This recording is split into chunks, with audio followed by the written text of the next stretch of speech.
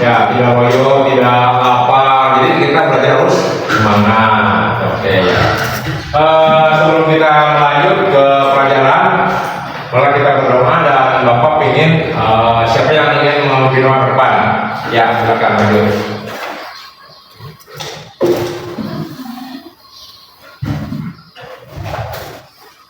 Teman-teman, sebelum kita mulai pelajarannya, kita berdoa.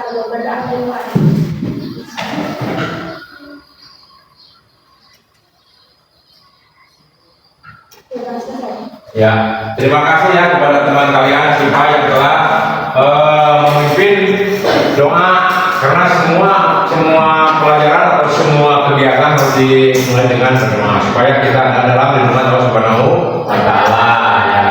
Dan sebelum selanjutnya kita akan cek dulu ya, barangkali ada yang tidak hadir.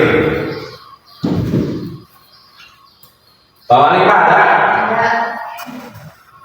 Aurel, Hikmah, mana Hikmah?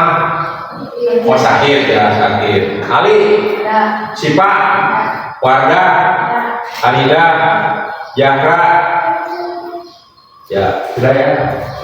Ada yang tak sebut? Terus semua? Ya alhamdulillah. Dan kita doakan teman-teman kalian yang tidak hadir, yaitu Hikmah yang sakit, ya sudah sakit ya, mudah-mudahan cepat sembuh ya.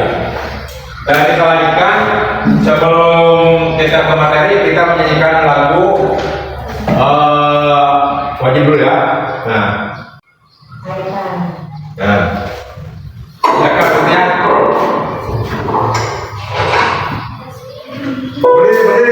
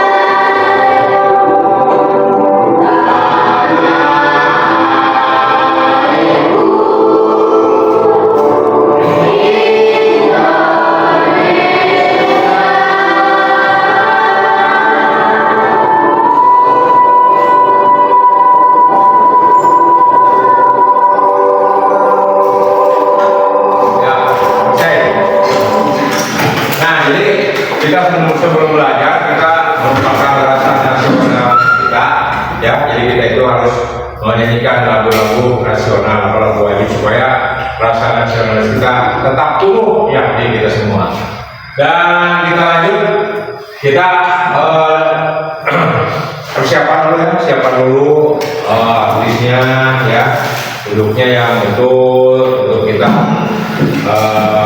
menyimak tentang pelajaran ini. Apa kalian masih ingat sebelum materinya? Kalian sebelum yang kemarin tentang ruas bangun datanya. Kita kan sudah bangun data ada banyak ya. Ada segitiga ya, apalagi persegi banyak, apalagi ya segi empat, apalagi. Nah, itu kita sudah tahu ya, dan bahkan kita sudah bisa menghitungnya, dan ada alusnya untuk mencari keliling dari luar, sudah paham ya. Dan kita lanjut untuk materi selanjutnya, yaitu tentang tumbuhan beradaptasi. Tujuan pembelajaran dulu ya, tujuan pembelajaran dulu.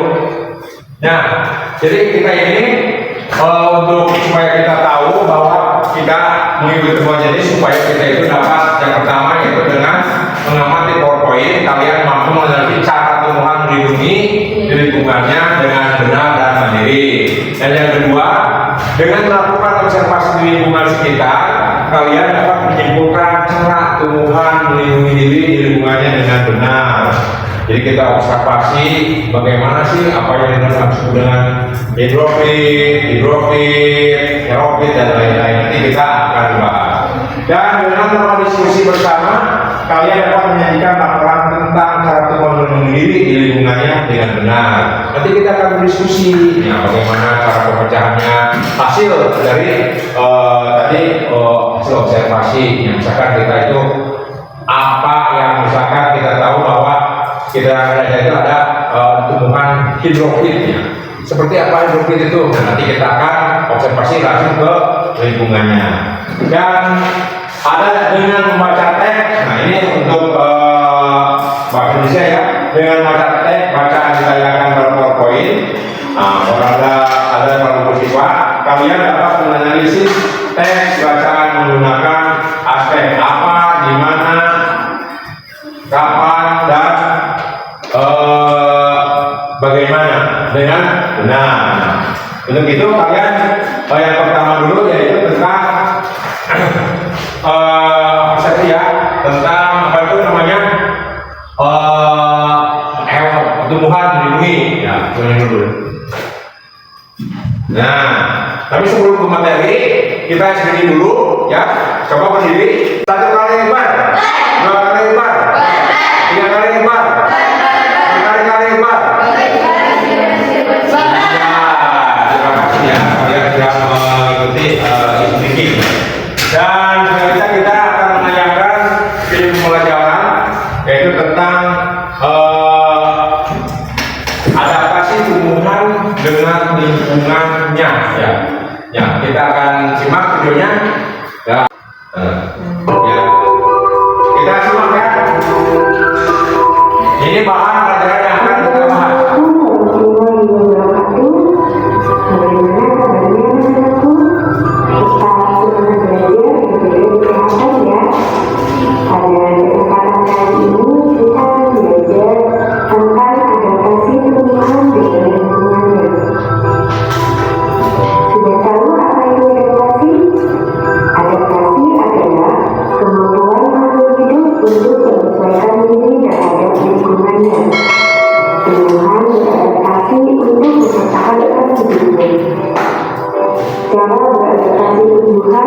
Terlihat dari ciri khusus yang dimiliki oleh tumbuhan tersebut untuk hidup pada tempat atau daerah tertentu. Berdasarkan habitatnya, tumbuhan dibagi menjadi 4 jenis, yaitu hidrofit, xerofit, dan halofit. Selanjutnya, mari kita simak penjelasan dari masing-masing jenis tersebut. Pertama, hidrofit. Hidrofit adalah tumbuhan yang hidup di lingkungan air. Karena kemampuannya ini, tumbuhan hidrofit dapat dikenali dengan adanya ciri-ciri khusus.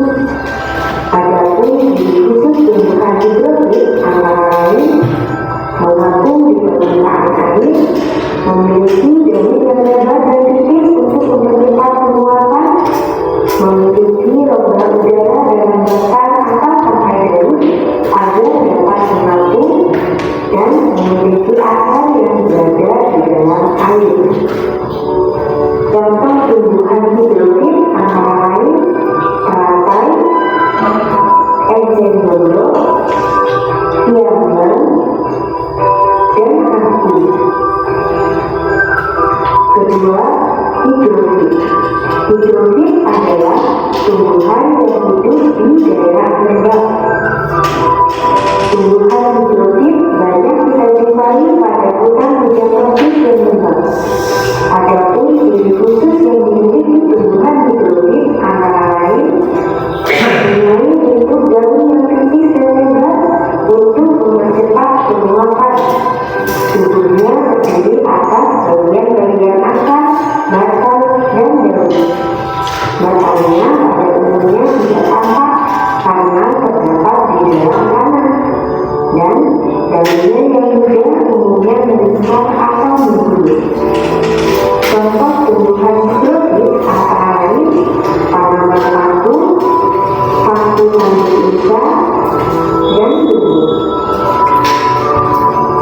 Ketiga, xerophyt. Xerophyt adalah tumbuhan yang hidup di daerah kering.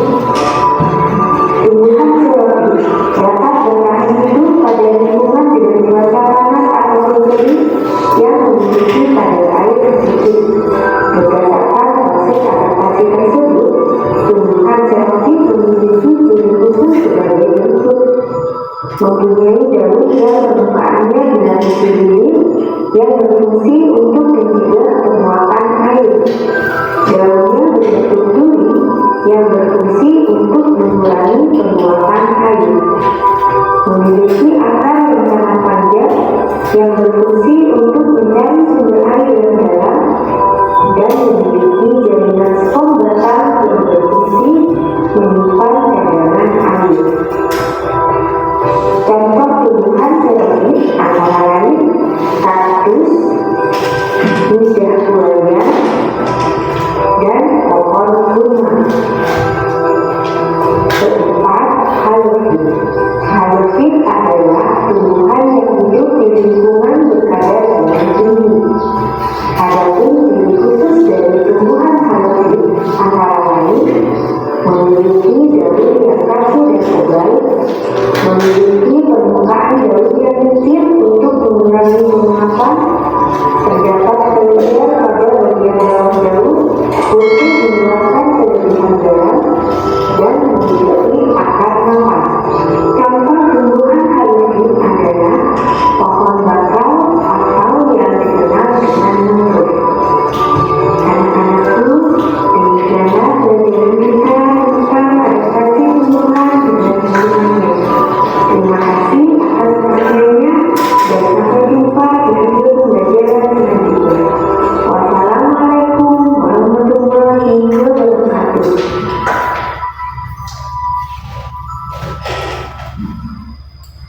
Nah, jadi sesuai dengan yang apa yang kita katakan dalam video tadi, ada 4 macam tumbuhan. Ya. Yang pertama adalah hidrofit, yang kedua hidrofit, yang ketiga, yang keempat halofit. Jadi ini yang 4 ini semuanya berbeda-beda ya. Coba yang pertama hidrofit, apa itu hidrofit? Ya, apa tumbuhan yang di mana? Di airnya. Jadi tumbuhan yang hidup di airnya, ya terapung, terikat terapungnya. Biasanya itu tumbuhannya apa? Ada cenggolok, apalagi terate, apalagi kangkung. Ya, itu seperti. Jadi coba kita nanti akan lihat keluarnya untuk melihatnya. Cuman sekarang kita bahas dulu ya. Jadi yang pertama hidrofit itu adalah tumbuhan yang hidup di dalam air yang mengapungnya. Ciri-cirinya bagaimana ciri-cirinya? Mempunyai daun yang lebar, terus batang yang panjang. Apalagi? Punya lagi apa? Tadi ciri-cirinya tadi ditampilkan. Yang terakhirnya adalah bagaimana? Ya akar yang menjalar ke dalam airnya. Supaya kenapa daun lebar untuk membantu penguapan. Itu sudah hidrofit. Yang kedua apa? Hidrofit. Hidrofit. Apa? Apa artinya coba? Apa artinya? Hidrofit. Hah? Tumbuhan yang bisa di mana? Di tempat yang lembab. Yang lembab itu seperti apa? Coba. Enggak, bukan. Kalau lembab itu seperti apa? Jadi kalau lembab itu tanah yang kering tidak, basah pun tidak. Itu lembab. Bukan kalau misalkan berair berarti tergenang air. Kalau ini enggak. Jadi lembab itu basah gitu ya, enggak terjadi air kering enggak, berair juga enggak. Itu namanya lembabnya. Jadi hidrofit itu adalah merupakan tumbuhan yang hidup di tempat yang lembab. Contohnya apa? Hah? Tumbuhan apa lagi? Hah? Ya, lumutnya. Seperti kita ketahui, misalkan kita di batu-batu kan supaya ada lumut-lumut. Nah, itu adalah tempat yang lembab. Apalagi di pinggir sungai, dinding sungai, ya kan ada banyak lumut itu kan tidak tergenang air, tapi mereka itu diam di tanah yang lembab, jadi yang tidak tergenang dan tidak yang kering, jadi lembab gitu ya. Itu contohnya. Dan yang ketiga apa? Xerophyll. Apa itu xerophyll? Ya, tumbuhan yang hidup di tempat yang kering. Ya kan? Sepertinya apa contohnya? Contoh tumbuhan yang hidup di tempat yang kering, xerophyll, ya xerophyll apa contohnya? Kaktus. Lagi? Tidak buaya. Ada lagi? Ada lagi barangkali? Hah? Nah, pohon kurma. Kita bayang nggak pohon kurma tempat yang kering di daerah di dataran apa tuh di daerah Arab ya, kering kan, di gurun tapi dia tumbuh. Nah itulah yang dinamakan dengan tumbuhan xerophyll ya, xerophyll. Terus satu lagi yang terakhir halofit. Apa yang kamu katakan tentang halofit? Halofit? Tumbuhan yang hidup di air. Iya, tumbuhan yang hidup di kadar garam yang tinggi seperti di lautnya. Kita sering ke pantai. Ada tumbuhan yang hidup di pantai. Tumbuhan apa coba? Nah, tembakau atau mangrove. Jadi tidak itu tumbuhnya di daerah yang rawan sekali. Kalau teman-teman yang lain tidak hidup, ya di daerah seperti itu. Misalkan kangkung tidak hidup, terus pakis tidak hidup di daerah halofit. Tetapi hanya tembakau saja yang hidup di daerah air yang berkadar garam tinggi. Contohnya air laut. Nah, coba siapa yang bertanya sampai di sini? Hah? Coba, ada yang bertanya? Silakan. Ali barangkali? Silakan. Hah? Coba, ada yang bertanya? Hah? Udah ini mengerti nggak tentang yang ditampilkan tadi? Paham? Nah, kita membuat kelompok menjadi 3 kelompok. Silakan untuk membuat kelompoknya dibagi 3 aja. Kesini 1 orang, pilih 1 orang sini. Biar satu, jadi 3 kelompok. Oke, silakan. Kita kelompok, silakan.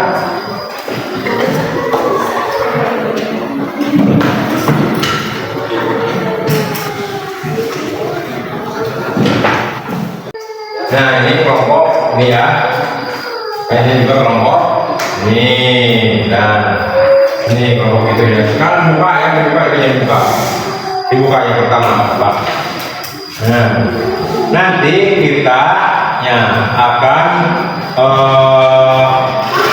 apa itu observasi tentang tumbuhan hidrofit dan xerophyll. Nah untuk lebih jelasnya nanti kita akan berobservasi ya tentang tumbuhan ini karena memang sekarang alhamdulillah ada hujan, jadi kita akan keluar ruangan untuk sama-sama menyaksikan tumbuhan menyelesaikan diri dan cara tumbuhan melindungi dirinya tadi. Nah ini untuk lebih jelasnya kita membahas tentang tumbuhan yang apa tuh yang melindungi diri atau beradaptasi. Nah kalau misalkan untuk yang melindungi dirinya apa? Contohnya banyak yang melindungi tumbuhan yang melindungi diri seperti pohon bambu. Dengan cara apa melindungi dirinya? Dengan mengeluarkan Iya, Berbuah halus. Supaya kenapa? Supaya nanti kalau ada yang akan ke sana nanti akan merasa apalagi ya, nangka dengan apanya? Dengan getahnya. Jadi kalau misalkan nangka, ya buat nangka kalau ada yang akan memasak, otomatis akan melakukan getah dan otomatis hewan itu akan susah untuk memasak dan lagi. Ya oke, kita sama-sama observasi ke ruangan itu melihat tentang tumbuhan hidrofil, yaitu tumbuhan yang hidup di dalam air. Nah, anak-anak, lihat ya. Ini merupakan salah satu tumbuhan yang hidup di dalam air ya. Dikarenakan ini kolamnya kering, jadi ini sudah tidak berair lagi tetapi lembab ya. Itu ada lumut kan? Nah, lumut itu termasuk adalah tumbuhan yang hidup di tempat yang lembab ya. Tadinya ini ada air, genangan air, tapi karena airnya nggak ada, itu ada contohnya seperti kangkung. Kangkung itu hidupnya di dalam airnya, karena airnya ini kering, jadi udah menjadi lembabnya. Terus ada eceng gondok, ya, eceng gondok itu tumbuhnya di dalam air. Ada lagi misalkan terate sama ya, itu masih tumbuh di dalam air. Jadi ini karena kan kolamnya ini kering, jadi ini sudah berubah, tidak ada air, jadi lembab, maka ada lumut tuh, banyak lumut tuh ya. Dan mereka itu tumbuhan yang hidup di tempat yang lembab. Tapi adalah kalau misalkan tempat-tempat yang lain itu ada pohon pakis ya, pohon paku ya. Tetapi karena ini memang kemarin masih ada air, tapi sekarang sudah tidak ada. Ya kalau sudah begitu ini kan sepertinya kangkung ya, masih ada tersisa di sini dan masih tumbuh di dalam kolam ini. Kalau mau, apakah mau yang langsung yang beneran di alam air nggak? Hah? Kalau mau yuk ke sini yuk. Yang langsung ke kolam yang ada airnya. Oke, ayo. Ambil, angkat. Pegang. Nah, inilah pohon eceng gondok ya, dengan daunnya yang lebar, batangnya yang besar, juga akarnya yang banyak, karena ini akan menyerap, membantu penguapan. Nah, jadi ini mengambang di dalam air.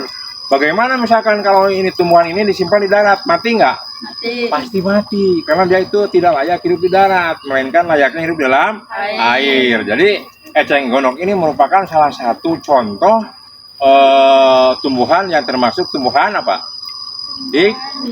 Hidrofil ya. Tuh banyak ya ngambang. Cuman kalau ada terate, tapi di sini terate nggak ada, hanya eceng gondok dan kangkung saja. Jadi seperti inilah contoh yang sebagai bahan pelajaran kita yang dibahas, yaitu tentang tumbuhan yang termasuk tumbuhan hidrofil, yaitu tumbuhan yang hidup di dalam airnya dengan ciri-ciri daunnya yang lebar, batangnya yang besar, juga akarnya yang menyerok ke bawahnya. Ini karena akan membantu penguapan pada air tuh. Ya tuh, nggak kalem kan? Dia mengambang. Oke, paham? Yuk, mari kita ke kelas lagi, ruang lagi untuk melanjutkan pembelajaran yang lain.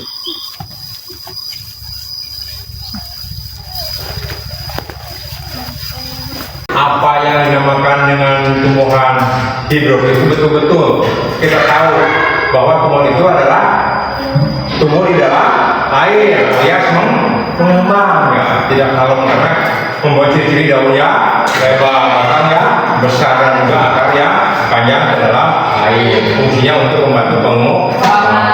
Cuman kalau misalkan kita kebetulan juga kita mencari ke kolam, tapi kolamnya kering, itu sudah kalian sama-sama observasi ke tumbuhan yang hidrofil, yaitu di tempat yang lembab, ada lumut kan sana. Nah, itu lumut itu adalah merupakan tumbuhan yang hidup di tempat yang lembab. Jadi kalau di air tidak mau, hanya eceng gondok, terate, dan lain-lain. Kalau misalkan lumut nggak mau, tapi untuk kita bawah ada lumut yang pohon pakis itu. Dan kita lanjutkan untuk melaksanakan diskusi ya. Kita akan bagikan ya KPD-nya ya, ini ya, untuk nanti kalian Nah, cara mengisinya sesuai dengan yang tadi kalian pelajari dalam pembahasan ya. Untuk IPA dulu, nanti di sini ada macam-macam tumbuhan ya. Ini tumbuhan yang eceng gondok yang tadi ya, dia. Eceng gondok ini ternyata ini adalah merupakan tumbuhan yang hidup di dalam air yang mengapung. Nah, ini adalah tumbuh-tumbuhan yang melindungi diri ya. Ada malros dan ada juga ini ada jemput namanya jemput apa? Hah? Ya, jemput itu. Putri malu. Dan untuk mengisinya di sini, nah, buka, ini yang buka ini. Di sini kan ada cara tumbuhan menyesuaikan diri. Seperti tadi kan, tumbuhnya apa? Tulis sama kelompok ya, sama kelompoknya tulis. Tulis ini ada beberapa. Tadi kan ada tumbuhan hidrofit, xeropit, dan halofit. Diisi ya, tumbuhnya apa, cirinya apa, oke? Dan silakan dikerjakan.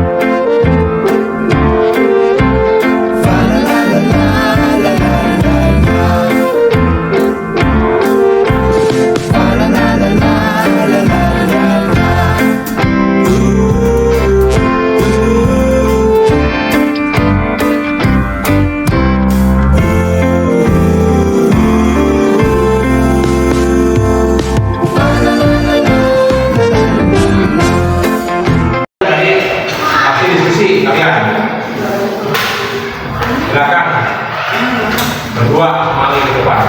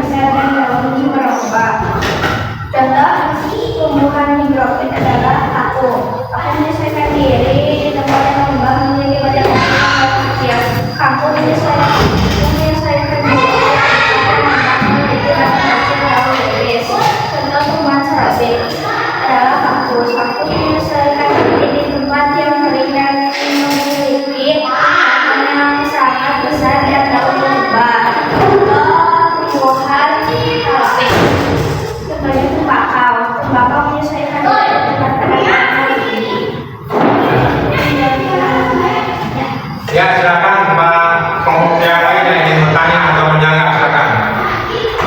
Silakan, cung. Silakan, yuk. Kenapa kau hidup kira-kira dalam begini? Karena jika hidup di keadaan nanti dia tidak akan hidup. Ya, tuh. Jadi kalau misalkan tembakau hidup di tempat yang kering dan yang lainnya, kecuali di tempat yang ada serangga ini. Kalau ini silakan. Silakan, bertanya. Yang kelompok harus menyiapkan pertanyaan seperti satu atau dua, silakan. Banyak pertanyaan ini, banyak, silakan.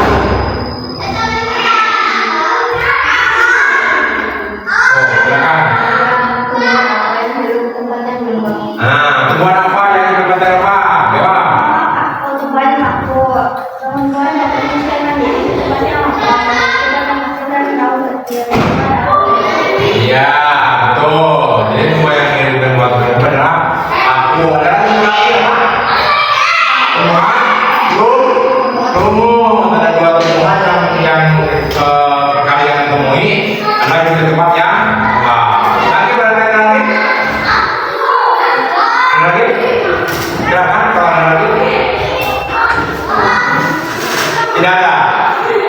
Ya, tidak ada, kita tutup aja. Tidak ada. Ya. Terima kasih. Sekian presentasi dari kelompok. Ya, ya, terima kasih kelompok 1 yang telah mempresentasikan hasil ujinya. Sekarang lanjut ke kelompok berapa? Silakan kelompok 5.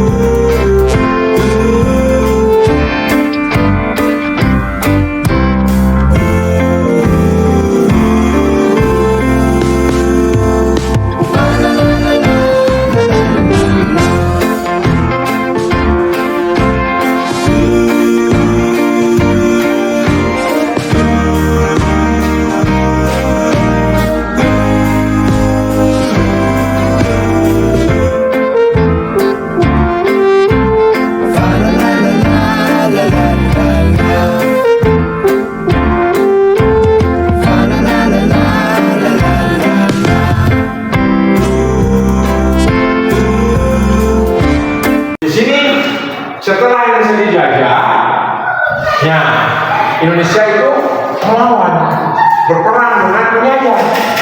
Ya, sesuai dengan Undang-Undang 45, ya dialnya ke berapa, maka sampailah saatnya Indonesia untuk merdeka. Ya.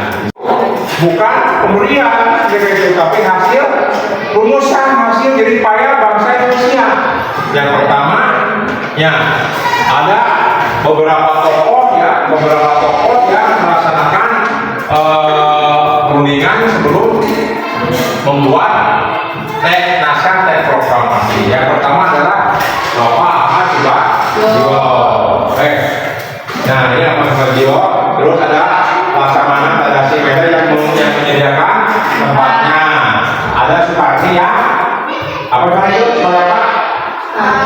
Hah?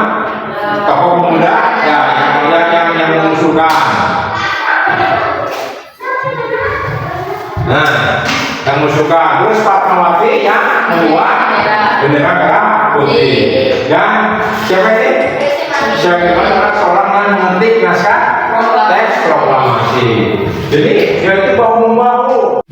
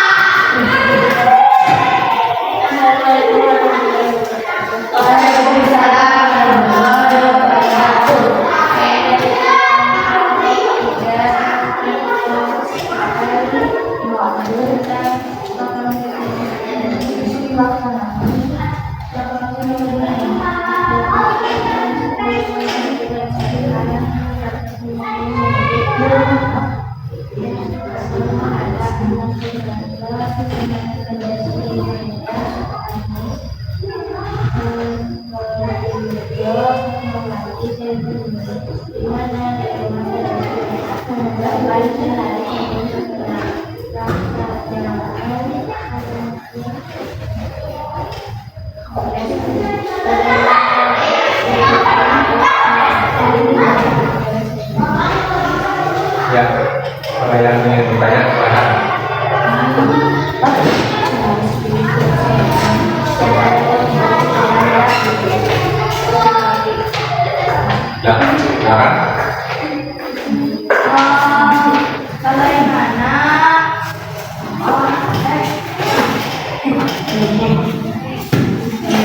Bagaimana proklamasi kemerdekaan Indonesia dilaksanakan?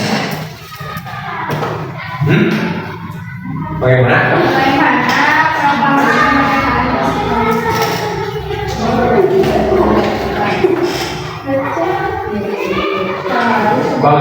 Bagaimana Mas? Bagaimana Mas? Bagaimana proklamasi kemerdekaan Indonesia dilaksanakan? Oh, bagaimana proklamasi dilakukan? Ya. Jadi ini ngawur ya katanya. Dilakukannya itu di mana? Oleh siapa? Proklamator itu? Soekarno dan Hatta di mana? Jalan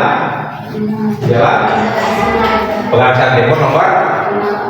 Ya, itu. Lagi. Coba. Nah, siapa yang nanti next proklamasi? Ya, saya temani. Baik. Yang lainnya? Cok. Di rumah siapa? Proklamasi Di rumah siapa? Jadi dirumuskannya di rumah Laksamana Tadasi Maeda. Ada lagi? Oh iya. Cok, tutup.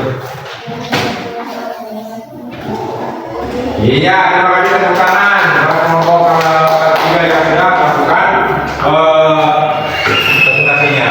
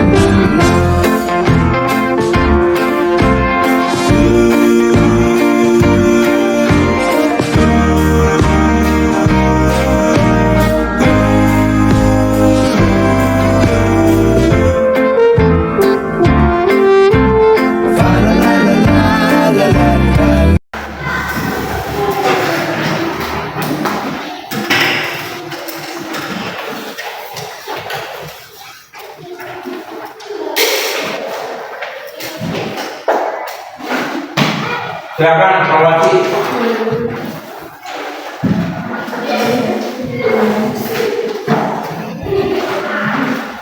Ya. Nama ya.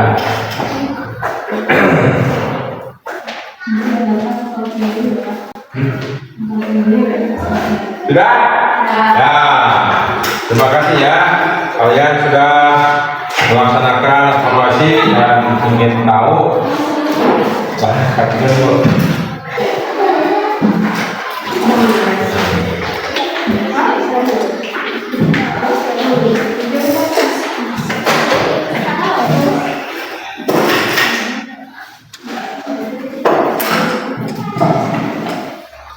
Nah, demikianlah pelajaran ini ya.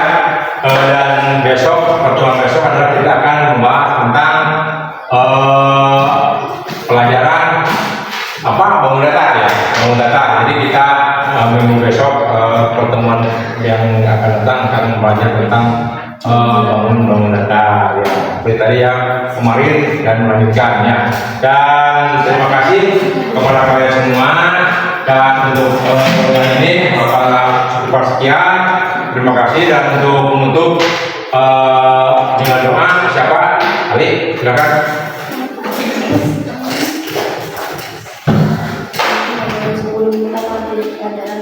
Ya,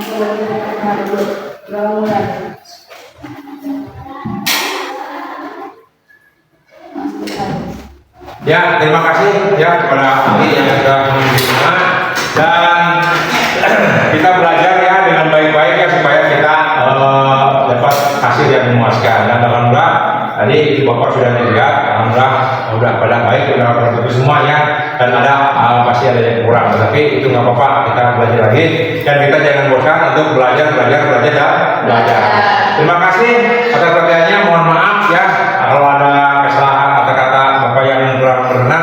Terima kasih. Wassalamualaikum warahmatullahi wabarakatuh. Waalaikumsalam.